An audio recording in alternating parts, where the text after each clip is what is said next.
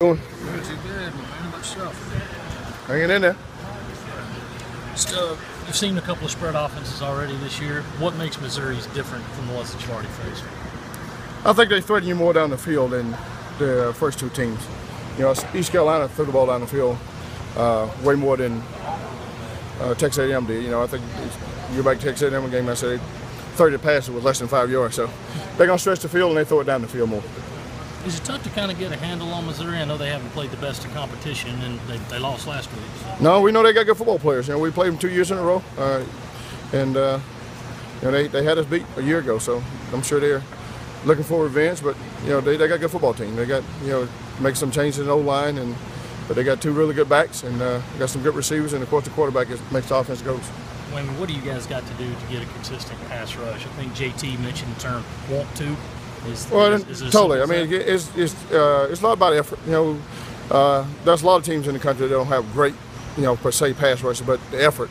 And I'm not saying the kids not getting enough effort, and I think we're getting better pass rush wise. I think, you know, Cedric Cooper was in the quarterback phase a couple of times the other day when we made some plays. Even when Bryson intercepted, he was about to hit the quarterback. So I think we're getting better, and I think the guys are coming along. We just got to keep coming. We've got to come a lot quicker. You guys played Bryson a little bit at corner, a little bit at safety, a little bit at nickel last week. What's going to dictate where you put him on the field? Well, depending on how we're playing. You know, last week Vanderbilt the team was going to do a lot of shifting in motion, and we want to make sure we got lined up. So that's why we started him at safety. Then as the game went, you know, young corners made some busts, so we put him back outside. And this ball game, he'll start outside, and he'll definitely play nickel when it's time to play nickel. David Johnson's situation, do you expect it to linger into next week at all, or do you know? Well, David is probably out for several weeks. Yeah, I think he has a little tear in the middle of his meniscus, but you know, it's something that you won't have surgery. It's just going to take rehab and get well. So he's probably a couple of weeks out. What about Cedric Cooper? I noticed he's missed a couple of practices. Yeah, his back was a little tight, and so they kept him out. He could have practiced yesterday, but we kept him out, and he practiced today, so he's fine. Any lineup changes? Al and Bryson started corner, and then Chaz and TJ will start at safety.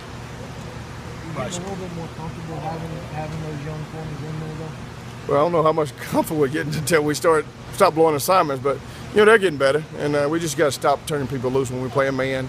You know, like the over route, we turn a guy loose, and then you can't let a guy behind you in 3 deep. Those little things that, you know, you shouldn't let happen. And you know, I can see if somebody did something real difficult, and you can handle that as a young player, but we can't give up those simple mistakes.